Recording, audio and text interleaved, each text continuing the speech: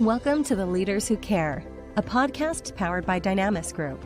We are here to give the stage and support to those committed to create a positive and lasting impact, way beyond the profits and margins, the leaders of the world who care for others and serve a bigger purpose. Join us on the journey of creating a better, more caring world. And now to your host, Marian Timelkov.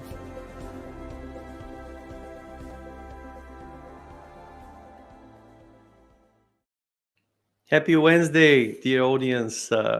I'm privileged and honored today to welcome Jess Meredith, a CEO of Different Minds and neurodiverse advocate, to talk about a topic that I'm very interested in myself as neurodiversity, as this impacts more than 20% of the world population. As you know, we are on a mission to bring together some of the most caring leaders from every corner of the world. And today, Jess is going to talk about neurodiversity and what it means, how does it affect us, and what can we do to actually improve the lives of those who are neurodiverse. Jess, welcome, and thank you so much for joining us today. Oh, thank you for having me. I'm really looking forward to it. Starting with neurodiversity, what does that mean for the audience who actually haven't yet understood or came across the term?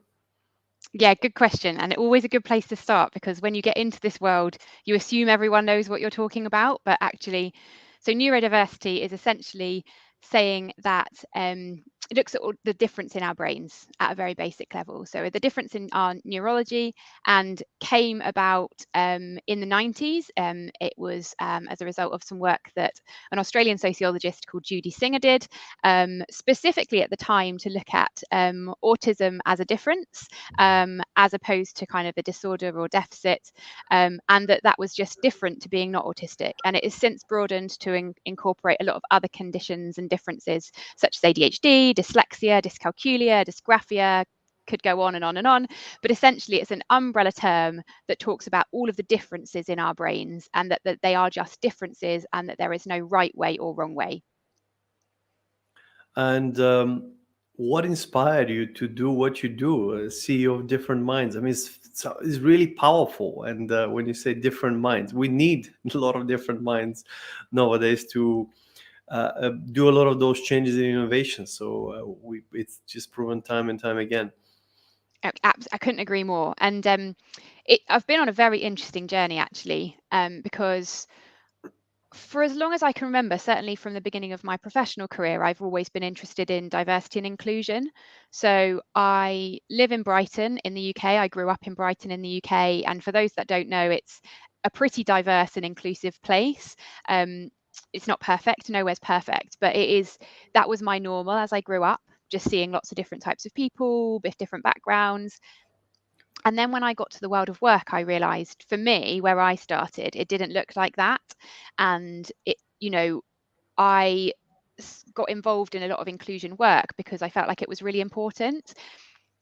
But looking back at that time, it was all from quite a selfish perspective. So I did a lot of work around gender, because that was kind of the discrimination I could see and that I was facing within the world of work. And so that went on, and I always did inclusion projects on the side of my kind of regular day job. And then 5.5 years ago, I had my little girl, and it turns out she's autistic. And it took me on this whole journey to understand something that, frankly, I was completely ignorant of before. So I had the very stereotypical, unfortunately negative view of what autism was. And so when I first realized, it's a hard thing to hear as a parent. And I then wanted to learn everything I could about it. And so I learned, I tried to learn as much as I could about neurodiversity. I came across the concepts, and I learned so much that I thought, I've got to do something with this. And I looked back at all of the work that I'd done in organizations, and I was seeing what is still being done with a lot of organizations. And the focus is really on gender and race when you look at diversity and inclusion. And I wanted to bring much more of the conversation. That's obviously important. Clearly, every aspect of diversity and inclusion is important, but I really felt like I needed to do something to raise the profile of neurodiversity and get it really firmly on the agenda within all organizations. So I set up Differing Minds, and here I am. What do you do at Different Minds? So we work with organisations, and we also work in schools to essentially try to make them more neuro-inclusive. So that is to make them inclusive of and for people who have ADHD, dyslexia, dysgraphia, all the things that I just mentioned. And so with organisations, we work with them in a variety of ways. So we will run training sessions, workshops, we do talks, consulting pieces of work, lots of different things. So basically, with the purpose of getting them to better support and embrace their neurodivergent employees, and also to attract more neurodivergent talent. So we're giving the same opportunities to neurodivergent people that we would give to neurotypical people. No, absolutely. Yeah, sorry. And then in schools, we have more recently started working in schools, which I'm really excited about, because I believe that that is how we will start to see true change over a long period of time, to teach children about neurodiversity. So what tends to happen with children is that if you are neurodivergent yourself, or if you have a family member who's neurodivergent, there's some work out there that you can learn about neurodiversity, but there's nothing that teaches all children. And I believe that we need to teach neurotypical children as much as neurodivergent children that this is just a very normal thing and a great thing. So we go into schools and we have lessons that we teach them about the difference in our brains and why that's a great thing. Well, that's really important, and I just feel that still there's a lot of awareness work to be done, because companies, schools. What do you know, when you look at your own journey when you grew up? Um, what did you personally feel was missing when you grow up as the neurodiverse, as a neurodiverse individual yourself, and did you face any specific struggles? Yeah, it's really interesting for me actually, and I don't think I said so. As a result of my daughter being diagnosed, or us starting to realise she was autistic, I went on my own personal journey and have since been diagnosed with ADHD myself only this year. And it's a very common story with parents of neurodivergent children, as we've understood more about these differences, that there's a lot of people getting diagnosed later in life. And so, as a result of that diagnosis, I've reflected a lot on my childhood. And I think to some degrees, I was quite lucky as a neurodivergent person. I I did reasonably well at school, and my struggles really materialized more significantly later on in life, when this is what happens to quite a few women. When I had children and I could no longer just focus really on looking after myself, it all became a little bit too much. But when I look back to my childhood, at school, so my type, just to share a tiny bit about ADHD for those that may not know very much about it. In the UK, there's 3 types of ADHD. There's hyperactive impulsive ADHD, which is Hmm. what people typically think of as ADHD. So you might think of kind of young boys running around a playground, can't sit still, quite disruptive, um, which they're not, by the way. I use the term disruptive because of the stereotype, not because that's what I Yeah. think.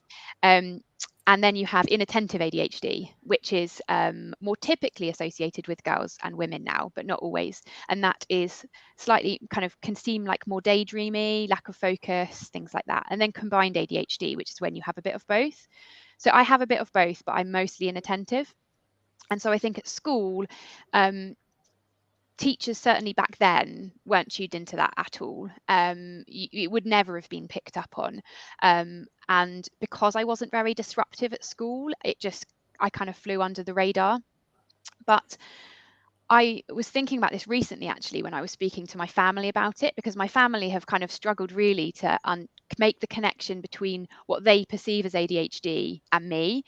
And, I said, do you remember the time when I was 10 and I got shingles as a result of stress? And that at the time, I remember everyone talking about how that was really unusual. Our doctors certainly had never seen such a young case of shingles. And there was no reason for me to be stressed on the surface. I wasn't experiencing any kind of difficulties at home, any tragedy. There was nothing there. But then when I look back, I'm like, well, my mind was there and my mind was so busy and I had so much going on. And it felt like there was enormous pressure because I was trying to do everything in my brain. And, I'll never know what caused that at that time, but I think that really significantly played into me being quite stressed as a child. But the way that stress came out for me was in more of a sort of understated, non-visible way, so it's difficult for people to know. And I think teachers just, as I said at the beginning, wouldn't have had a clue, because I wasn't presenting as a child who stereotypically had ADHD. And I Mhm. was getting on reasonably well because I was lucky in that I really like learning, and I've always said that's really helped me. So I can really hyper focus, especially when it's on things like maths and science, which I was reasonably good at. I could really hyper focus and do really well. The things that I struggled with more were English and writing, geography, humanities, things like that, where I had to use a different part of my brain, and I just couldn't bring myself to focus on those things. And so I think it would have been so much better for me had the staff within those schools had a broader, well, in society as a whole back then, had a broader understanding of what ADHD could be like. What do you think needs to be done for, especially for schools in the UK?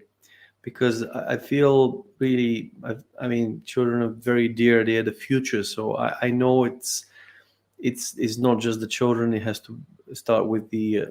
I don't know where do we start exactly, but it's really. It seems like every way is important to be aware, and but specifically looking at school, I feel that teachers are often overwhelmed, especially at state schools and private schools. You have more benefit of smaller classes or a higher support, but when the class is 30 children plus, it's very difficult to really for one teacher to be able to cater for that. So on one way, it's all good and well to be aware and tell educated teacher that will help, but generally speaking, what can we do to improve the well-being of our children in the UK? And that's exactly to your point, because after all, it's mental health and well-being. It should be a priority as a child, because that opens the brain to learn faster, to do many things more effectively, versus in a constant stress and just going against that.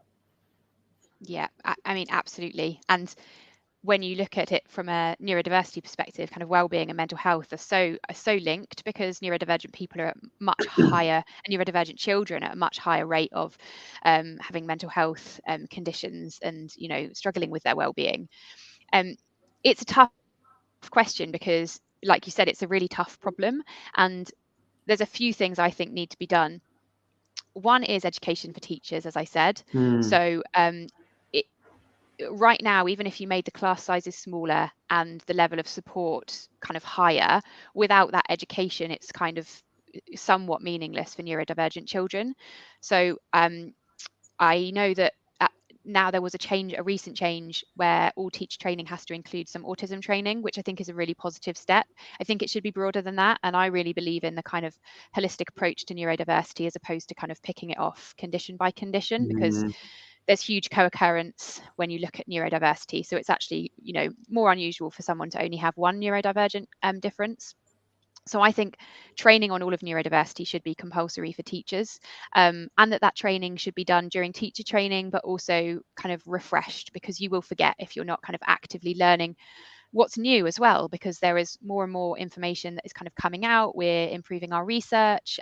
We are listening to neurodivergent people a lot more. So it's really important that I think teachers stay up to date. And there are some amazing teachers out there that will do it off their own back and in their spare time really care about it and kind of, will invest time. But some teachers don't. Some teachers are quite ignorant to it. Some teachers just don't have the time, as you said, and that is actually just a fact. And to pour more on, they can barely cope with what they've got right now, would be very difficult. So we need to make it kind of compulsory within the system. But to your point, even if you have that, if you then have all of that knowledge and you know what you want to do, but you're in a class with, as you said, 30 children with varying needs, you still might not have the ability and the time to actually invest in those children. And so we do really, I don't know what the answers are, but we really need to think through the system. And right now it is totally broken for our children in the UK, and I'm seeing it for my own daughter. I'm lucky that she's kind of young and she is in a brilliant school, but her teacher has 30 children, varying degrees of need. Elise has a reasonably high level of need. That is, depending on the day, is catered for better than others because the teachers are just under so much pressure. But I think to start with that kind of more systemic change that we need, people in a position to make those changes, kind of at a policy level, need to be more aware of neurodiversity. So we really need to keep talking about it, and we need to get people to realize that it's a really good thing. And I am hoping that one of the things that we can do at Differing Minds is to start to change this through the children, because it has been amazing teaching children about neurodiversity, because you'd just be so inspired by the things that they come out with. Really interestingly, before we rolled out our first lesson, we did a lesson trial with some adults, and we were asking them some questions. So the lesson is about neurodiversity, but it's primarily about celebrating difference and the difference between fairness and things being equal. So it's kind of the equity versus equality thing, but at a child's level. And it's so interesting when we asked the adults questions, they struggled so much more with some of these concepts because of what we've been taught for such a long period of time and what's kind of in our heads and our own unconscious bias. Whereas when we ask the children, they don't have all of that. So our lesson is targeted at primary school children. And when we were asking them, things like, what does it mean for things to be fair? Some of the amazing comments they were coming out with, and how that was a really good thing. And we asked them whether neurodiversity is a positive thing or a negative thing. And I think something like, in our first set of trial schools, 98% of the children said it was a positive thing. And they just gave amazing answers like, why would we want all our brains to be the same? Because then everybody would have to do the same job, and we wouldn't have anyone to be, I think this one said, we would have all doctors, and we wouldn't have any policemen and any painters and any, and listed off all these things. And they just bring it down to a really simple level. And I think we could learn a lot from our children. And so I really want to inspire them to try and inspire change at a more systemic level. Well, that is fantastic what you do, and really means a lot for the future. So thank you for investing and being a blessing, to so many.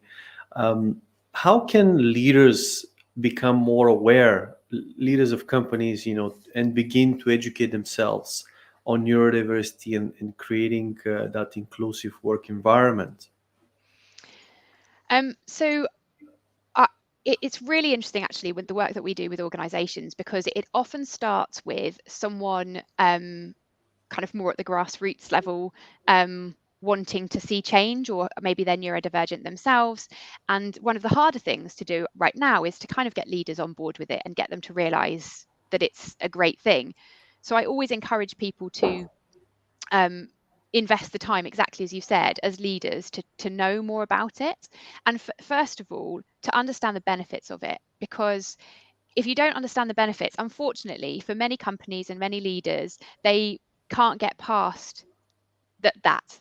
And they need to understand that, for me, it's very simple. Of course, we would want people with different thinking styles, different perceptions, and ways they see the world to operate in a company. Like, surely that's got to be a good thing. But there are many studies out there that prove it.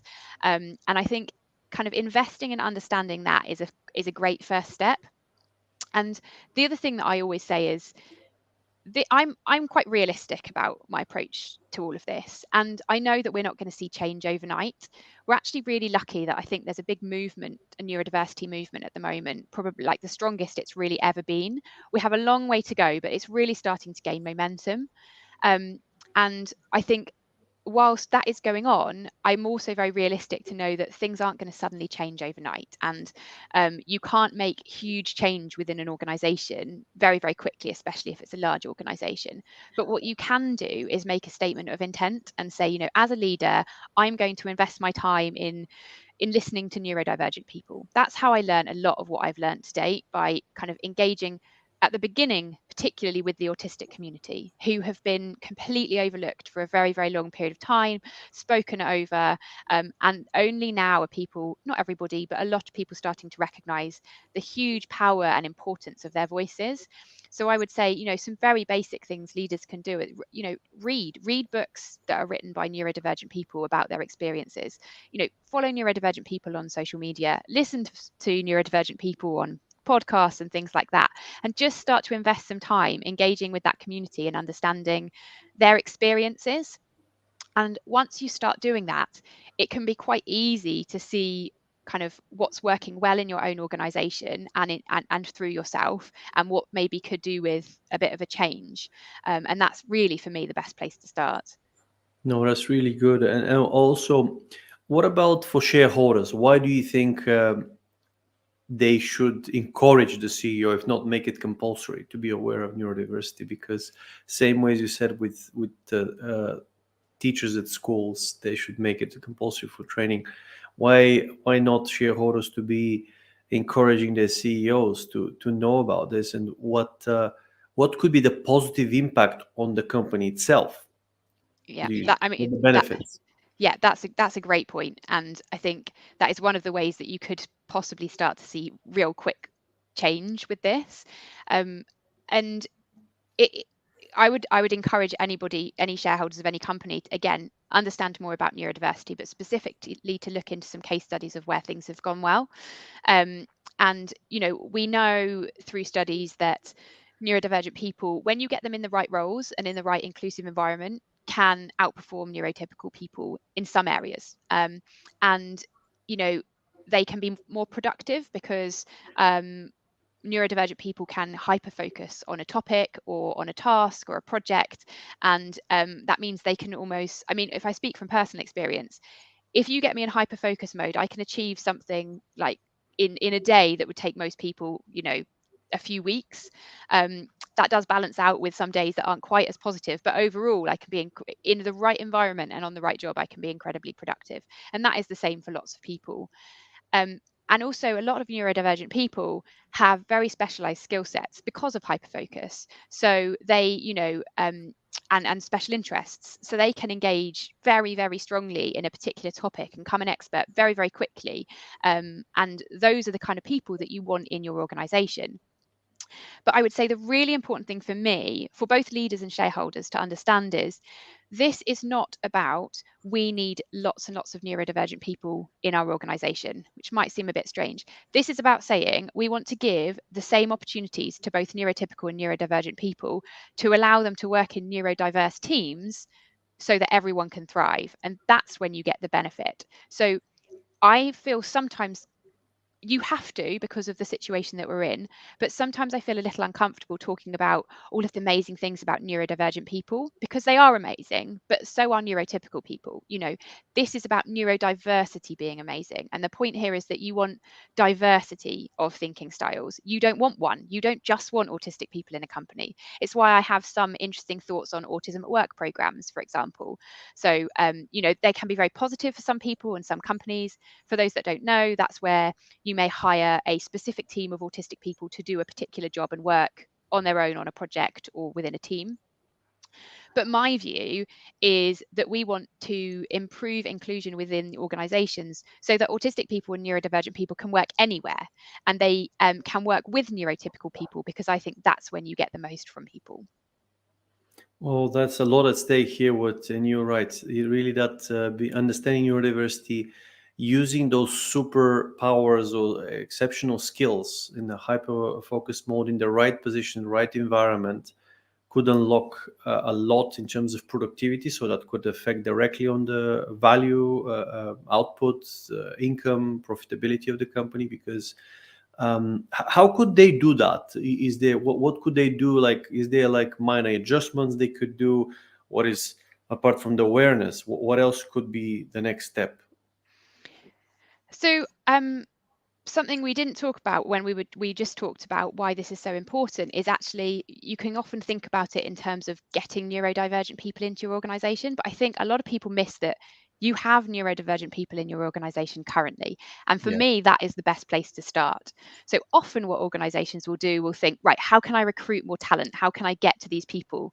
And I'm like, you've got them in your organization. Let's first start there, because if you hire more people in and you've not got an inclusive environment, they will burn out, they will leave, they will not be performing to the best of their ability. So if you look internally first, a really easy practical thing that you can do, and this will sound like a very basic thing, but we encourage people to ask everyone in their teams, ask everyone that they're working with, what can we do to support you to perform at your best? Or is there anything I can do to help bring the best out of you? A kind of generic question like that, which doesn't mean, tell me you're neurodivergent, let's make a plan for what that looks like and how we can help you. It can allow somebody to get to that point if they want to, but it also just opens up the conversation, and that has benefits for people who aren't neurodivergent as well, because you're not making it about neurodiversity. And it sounds really simple, but I guarantee most of the people managers and the leaders in your organizations aren't doing that right now. And so it's a really, really simple thing that you can do. Great. Well, Sorry, go on. no, that's really great question. How can we get the best out of you?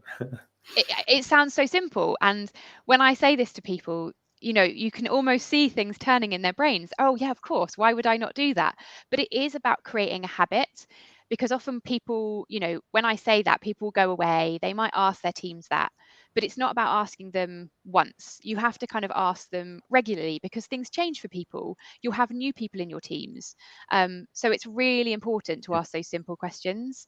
And I think, another really simple thing that you can do is to just start talking about neurodiversity. So what I always encourage people to do, when you've listened to a podcast like this, or you may have seen a talk on neurodiversity, or you might have read something about neurodiversity, take that into your next team meeting, your next leadership meeting, your next board meeting, any environment where you can say, oh, I listened to this very interesting podcast, hopefully. I read this really interesting article. Did you know about this? What do you think? Oh, it got me thinking about this. And you would be amazed how many of those conversations can be triggered by just those kind of comments. And the more people that do that, the more people in your organization that will then feel encouraged to maybe share that they're neurodivergent. And you can only really start working with it when you understand that. And so there's lots of things organizations can do from a process perspective, kind of the workplace environment, but the best place to start is just to start talking about it. Excellent. With such a great mission and being a parent of neurodiverse child, how do you take care of yourself? That is a good question. What I've got better, I've got a lot better, especially since being diagnosed with ADHD. I think it was either in February or March this year. And it allowed me to understand who I was, and then therefore when I really needed to take care of myself. I've got a lot better at recognizing it. And one of the things I started doing quite shortly after is sea swimming and cold water therapy. So Ooh, yeah, okay. it's honestly brilliant. And there's another big movement, I think, within cold water therapy at the moment as well. And I'm very lucky living by the sea in Brighton. But I go down a few mornings a week, if not in the day, and it really sets me up. And also, if I'm having a bad day, I can't, I'm struggling to focus. If I pop down to the sea and dunk my head under the water, I can't tell you how much better I feel afterwards. So I think, that's one of the key things that I've really learned to do. I play netball, which is a team sport, which I find amazingly helpful, because on the time that I'm on the court, I can't think about anything else. But the biggest change for me, I would say, this year is my ability to recognize when I'm trying to go too quickly.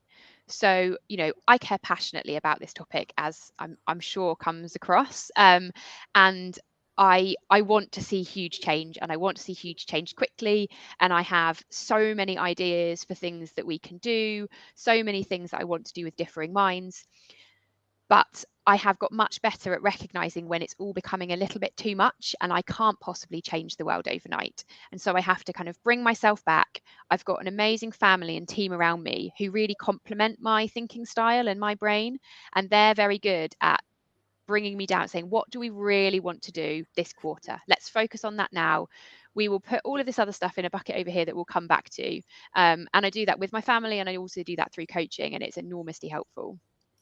Yeah, it's easily I think one of the things is you can easily get distracted and do Yes. by so many things, and often maybe overwhelm later, but you need to put it into practice. That's why you need, as you said, diversity of mind, and whereas neurotypical and neurodiverse, every brain is unique, even if it's not necessarily coming into some of the categories you mentioned. But talking about really the care culture in the future, how can we spread the care culture, and what are your hopes for the future?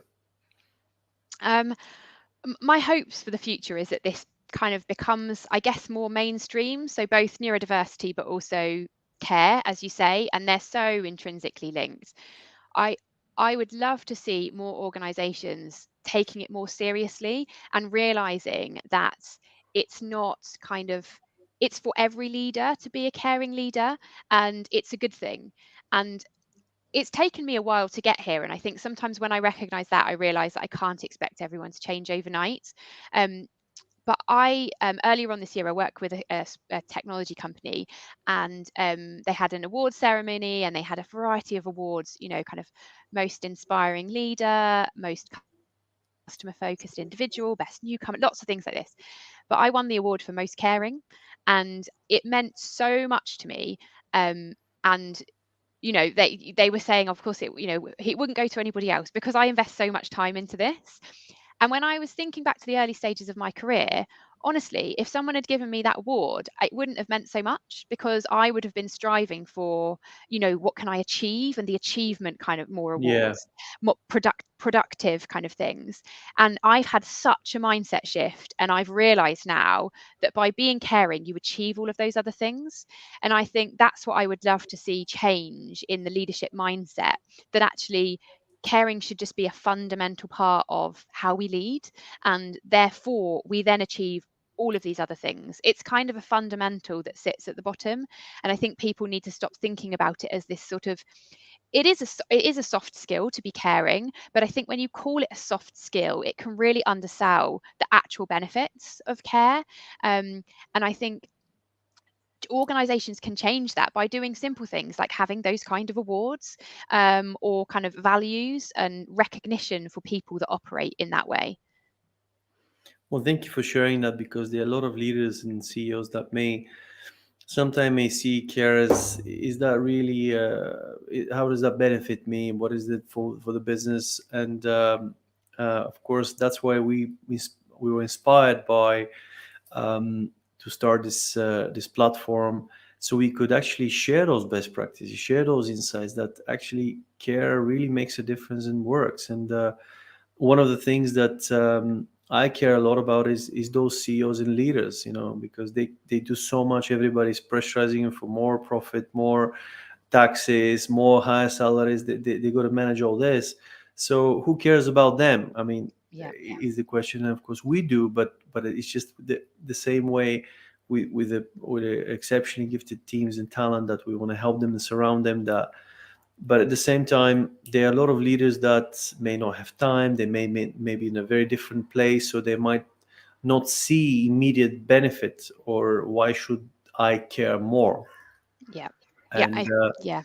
and this is great to hear your story, because that's care works. I mean, no matter what language, what religion, the way you go in the world, people can feel it. People can immediately respond to it when you sincerely care about others. And I can tell you, it's not easy. It's a lot of hard work, a lot of conscious work too, especially when it's not coming naturally to you. But you can do it. You could become caring if you're not. So that's really a great highlight what you just shared. Yeah, I totally agree, and I think you make a really interesting point about I think there is a difficulty in relating improvement within a business and change within a business to being more caring. So sometimes it happens over the long term, and almost more importantly, you don't realize the negative impact of not being caring, because sometimes you're just not kind of associating it. And by that I mean, you will have people who work in organizations who are really struggling that could be helped if they had more caring managers or leaders within the business. But because that never applies, we don't really know, we don't understand the opportunity cost. And people burn out, they won't be performing to their best, they may leave, you then have to recruit somebody else. There's all of this stuff going on that could be impacted positively if you are a more caring person within the work environment. And I think it's really important for people to move beyond thinking about how I can change things immediately, because to your point, becoming a caring leader and investing the time in being caring in your job, it does take time. And sometimes you don't see the reward immediately, but trust me, it will happen over time. And so I think what people do is they're looking for short-term solutions. So if someone's underperforming, they could be underperforming as a result of anything. And it may not be able to be fixed. But by being a caring leader and trying to invest in understanding that and working with that person, could have enormous benefits. But I think what people tend to do is rush into a performance management review, do it all kind of on the more, I would say, in inverted commas, professional route, and then that person may leave the business. Whereas what you could do is try and invest in that person, understand potentially why they're underperforming, what's going on for them personally, and then work with them over the long term and start to see those long-term impacts. And it does happen.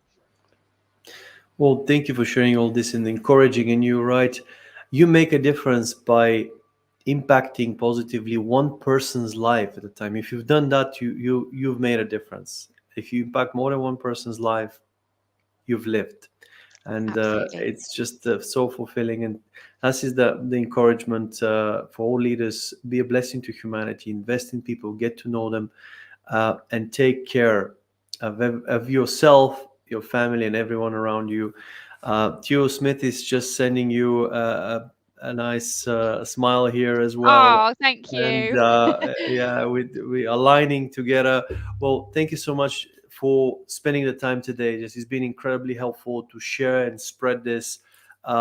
You've got an ally. We'd love to support, and we're already doing a lot of things here, Dynamics with Theo, and would love to see more and more awareness and positive impact, so we could improve people's lives. And keep doing what you're doing, and of course, take care of yourself and everyone around you. Thank you so much for having me. Thank you.